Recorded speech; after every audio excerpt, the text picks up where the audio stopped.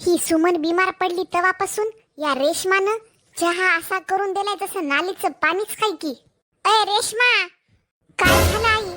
अगं का तुला साधा चहा करता येत नाही का ग? नालीचं पाणी केल्यासारखं कामून करून दिलास. तू शिकवलास की मला चहा कसा करतात ते. आता मी तोंडी लागतीस की काय तू?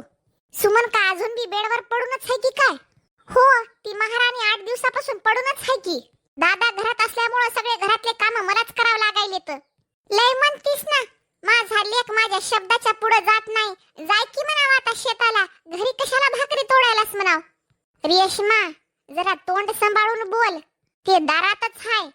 आज तुझा लहाना भाऊ यायलाय.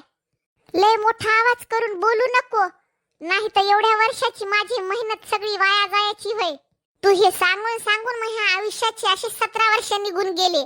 ना तुझ्या नावावर जायदाद जमीन झाली, ना माझ्या नावावर केलीस.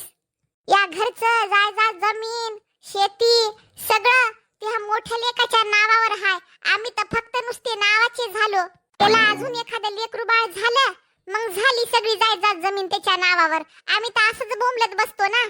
तू यासाठी तर लग्न करून या घरात आली होतीस ना. ती सगळी जायदाद जमीन तुझ्या नावावर होईल आणि नंतर आमच्या नावावर करशील, पण तुझ्याच नावावर झाली नाही अजून. रेशमा, का अजून जखमीवर नमक चोळायचं राहिले की काय? मग काय करू? तुझी जीभ चालवणं बंद कर. आई. शेखर. हो ग आई, आपला विनय आला. विनय. हे काय? आई, आम्ही लग्न केलं. लग्न? कसं काय लग्न? आम्हाला सांगितलं नाहीस तू? आई, ते काय आहे ना, टीना आणि मी एकाच कॉलेजला होतो शिकायला, त्यामुळं मला टीना खूप आवडली आणि आम्ही लग्न करून घेतलं. पण विनय, सांगायचं ना घरी. आम्ही लग्न लावून दिलं असतं तुझं. आई, पोरगी एक कुलती एक हाय. तिच्या मायबापाला खूप श्रीमंत हाय, पैसेवाली हाय. मग हे चान्स मी माझ्या हातातून कसं जाऊ दिला असता, म्हणून लवकरात लवकर लग्न करून घेतलं. आणि पुन्हा खूप शिकलेली हाय. तिचा बाप गाडी भरू भरू पैसा देईल आपल्याला. असं का? बरं बरं, मग नाव सांग की रे माझ्या सुनाचं. आई, बोललो ना, टीना. टीना? बाप रे, किती सुंदर नाव आहे तुझं. किती चालबाज बाई दिसायली. आई, तुझं डोकं बिकं फिरले की काय? कोणत्या बाईला घरामध्ये सून म्हणून घ्यायलीस तू? शांत बस. अगं लय पैसेवाली हाय ही तुझी वहिनी. त्या मोठ्या वहिनीसारखी भिकारी नाही. वाव वहिनी, तुम्ही दिसायला किती सुंदर आहात. विनय, किती वेळ इथंच उभं करणार आहेस मला तू? अरे टीना, आराम करायचा आहे तुला? चल ना, आपला रूम आहे, रूम मध्ये आराम कर. तू फ्रेश पण हो आणि आराम पण कर. हो, नाही तर तुमच्या अशा सडक्या गावामध्ये येऊन कंबर तुटून गेली माझी. दगडामध्ये गाडी नुसती खालीवरी होऊ लागली. काय नाही टीना, चल तुझे पाय आणि कंबर दाबून देतो मी. चल. चल. आई, रूम मध्ये घेऊन जातो टीनाला मी. आम्हाला चहा नाश्ता काहीतरी पाठव. हो विनय, तू घेऊन जाय सुनबाईला आराम करायला. मी चहा नाश्ता पाठवते. मतलबी कुठले की. शेखर, अरे विनयनं कसं लग्न केलं रे कोणत्या पोरी सोबत? अगं आई, विनय बाहेर शिकायला होता शहरामध्ये. आता त्याला मुलगी आवडली, केलं लग्न. चांगलं झालं की. अरे पण त्यानं आपल्याला सांगितलं पण नाही काही. आई जाऊ दे ना, काय व्हायलंय, नाही सांगितलं तर नाही सांगितलं. आपण त्यांचं इथं धुमधडाक्यात लग्न लावता. आता तू तुझ्या भावासारखाच बापा, तुला तरी काय बोलाव? काय नाही आई, सगळं चांगलं होईल. बरं, मला काय करायचंय आई, शेतामध्ये जरा जाऊन येतो. ते वासरायला पाणी टाकायचं राहिलं होतं, ते टाकून येतो मी. तू सुमनवर लक्ष दे. शेखर, सुमनचं तू काही टेन्शन घेऊ नको. आम्ही आहोत ना तिला बघायसाठी. आई, तू आहेस म्हणून तर मला सुमनची तेवढी काळजी वाटत नाही. तू जाय तिच्याकडं, मी जरा जाऊन येतो शेतामध्ये, बरं का? हो हो, जाय तू. आई, ताई, कोणीतरी या की. मला लय भूक लागली. काहीतरी द्या की करून मला उठा वाटना झाले. अंगात ताकद नाही माझ्या. मला काहीतरी द्या जेवायला, भूक लय लागली. तू ना उपाशीच मर, तुझी लायकीच आहे ती. आई का म्हणून म्हणायला असं मला तुम्ही? मी कशी तरी उठू इथून. माझी तब्येत बिलकुल बराबर नाही. एक तर माझं मिसकॅरेज झाले आणि आता माझ्या अंगात ताकद नाही. ताप आलाय मला खूप. गोळीनं काही झालं नाही आई. मला लय भूक लागली हो. मला काहीतरी करून द्या, नाही तर जे आहे ते तरी द्या, मी काही पण खाते. मला लय भूक लागली आई. तुला असंच पाहिजे ना? तुला पाणी भेटल ना तुला भाकर भेटल. कामून हो आई, असा अत्याचार कामून? तब्येत बरी राहिल्यावर तुम्हाला माहिती मी घरातले सगळे काम करते, पण माझी खरंच तब्येत बरोबर नाही. माझे पाय थरथर कापायले तर मला बरोबर उभं राहता येईना झालं. नाही तर आई तुम्ही त्यांना तरी पाठवून द्या की रूम मध्ये. मला बिलकुल बरोबर वाटना झाले आई. तुला जर भाकर खायची असेल ना तर उठ आणि घरातले काम कर. त्याच्याशिवाय तुला आज भाकर भेटणार नाही. आणि तुझा नवरा तर तुला माहित आहे चांगल्या प्रकारे माझ्या मुठ्ठीत आहे. मी म्हणलं उठते बस म्हणलं तर बसते. त्याच्यामुळे त्यानं तुला बोलला काय नाही बोलला काय काही फरक पडणार नाही. अंगात ताकद आण कशी पण, उठ आणि स्वयंपाक कर. आम्हाला दे भाकर आणि तू खाय. आणि हो, विनय आलाय, लग्न केलंय त्यानं आणि श्रीमंताची बायको करून आणली. तुझ्यासारखी भिकारी नाही आणली. आई, माझं लग्न झालं तेव्हापासून तुम्ही मला भिकारी भिकारी म्हणत आल्या. तुम्हाला कशाची कमी आहे आई? सगळं तर आहे तुमच्या घरामध्ये. आणि माझ्या वडिलांना जेवढं देता येईल तेवढं दिलं ना. जे तुमची मांग होती, जे तुम्हाला पाहिजे होतं ते सगळं भेटलं ना. मग तरी पण भिकारी भिकारी का म्हणून करता? का दरवर्षी ते तुम्हाला आणूनच देतील का त्याची कमाई? जेवढं लग्नामध्ये तुम्ही मागलं होतं सगळं दिलं, मग अजून पण किती त्रास देता तुम्ही? थोडा तरी विचार करा की आई तुम्हाला पण लेक आहे. तुमची पण लेक जाणार आहे दुसऱ्याच्या घरी, आणि तिला असा जर त्रास दिला तर दरवर्षी तुमच्याकडून तुमच्या जावयानं मांग केली तर, तिच्या सासू सासऱ्यानं मांग केली तर, की आम्हाला प्रत्येक गोष्ट पाहिजे म्हणून तुम्ही देऊ शकता का? मला सांगा बरं आई. स्वतःच्या लेकीसारखा तर विचार करा की माझा कुठपर्यंत देतील माझे माय बाप तुम्हाला. आणि आता उठले असते आई, पण माझ्यात ताकद नाही, थोडी पण ताकद नाही आई माझ्यामध्ये. तुम्ही असं करू नका मला. कालपासून काहीच माझ्या पोटात अन्न नाही. तापीमुळे मला उभं राहावं वाटणं झालं. जास्त भाषण देत बसू नको, उठन जाय कामाला. जेवढी तोंड चालवायलीस ना तेवढे काम जर केले तर चांगलं होईल तुझ्यासाठी. मोठी आली सांगायला माझ्या लेकीला काय देईल आणि काय नाही ते. उठून जर काम केले नाही तर भाकर भेटणार नाही, लक्षात ठेव.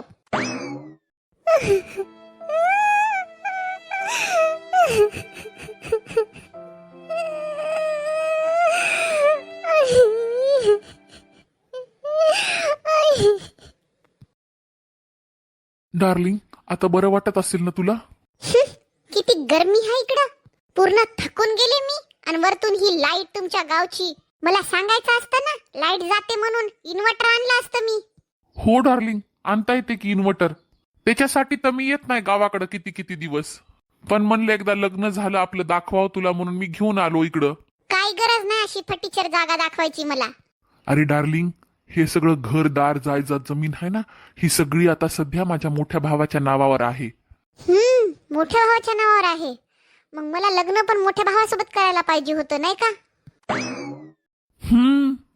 तू मजाक पण किती करतेस ना. विकास, जर ही सगळी जायदाद जमीन तुझ्या मोठ्या भावाच्या नावावर आहे तर तू काय करायलास? इतक्या दिवस शहरात राहून का मच्छर मारलेस की काय? मच्छर थोडीच मारणार आहे मी. तुझ्या मागं होतो ना, त्याच्यामुळे माझा वेळ गेला असाच निघून. दादा वहिनी, तुला मॅनर्स नावाची चीज नाही का? कुणाच्या रूम मध्ये कसं जायचं हे पण नाही शिकवलं का तुझ्या माईनं तुला? आली मोठं तोंडवरी करून. रेश्मा, काय तुझं हे वागणं? तुला थोडीशी समज नाही का? कसं येतात दुसऱ्याच्या रूम मध्ये? आधी आवाज द्यायचा असतो, नंतर यायचं असतं.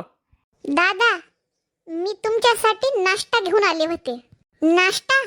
आणि ते पण एवढ्या दुपारी? पोह्याचा नाश्ता? मला पोहे वगैरे काही खायला आवडत नाही. जा माझ्यासाठी सँडविच बनव. आणि हे पोहे बनवलेत ते. रेश्मा, जास्त तोंडी लागू नको.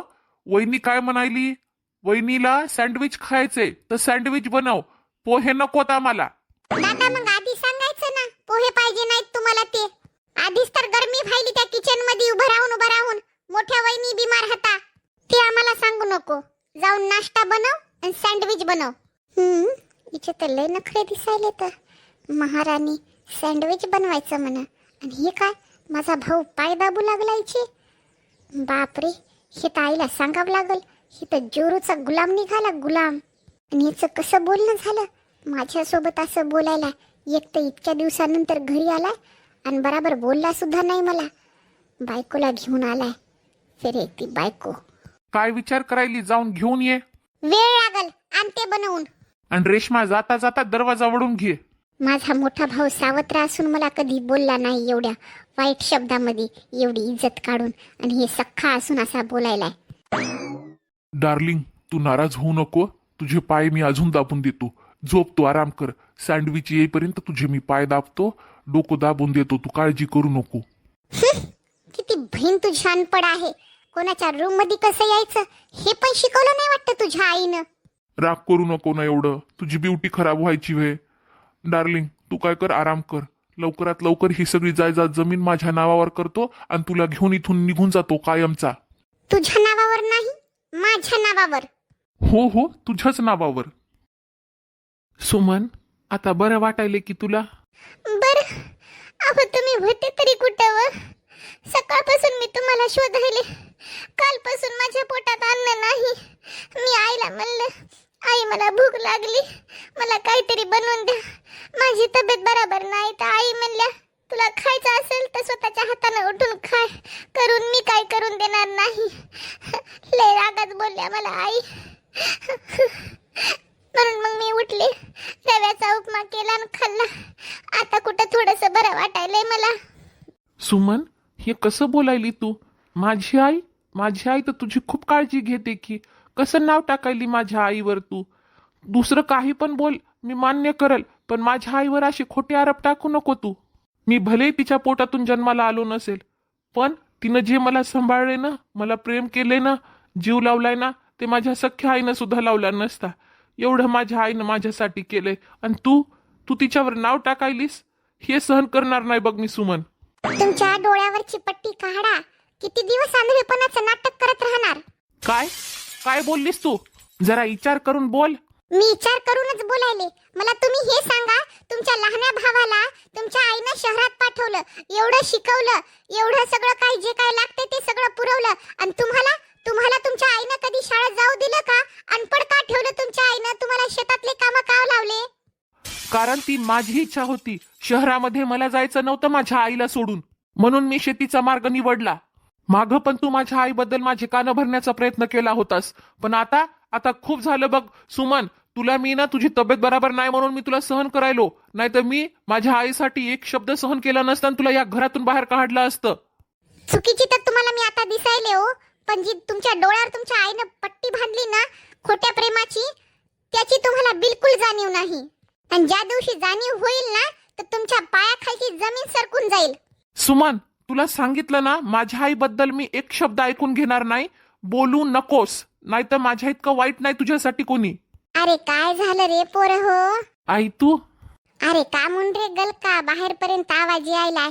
घे बरं बाई सुमन, तुझ्यासाठी मी चहा करून आणला. आता तू उपमा खाल्लास, म्हणलं जरासा चहा पिशील तर तुझ्या जीवाला जरासं बरं वाटेल. उपमा कसा झाला होता ग? एक दोनच हिरवी मिरची टाकली होती, बराबर तर लागणार ना बाई तुला. उपमा तुम्ही बनवला होता? आता तुला बरं वाटायले की सुमन? आई तुम्ही मला उपमा कधी बनवून दिला? मी हाताने करून खाल्ला की उपमा? बाई सुमन, कशी बोलायली माय तू?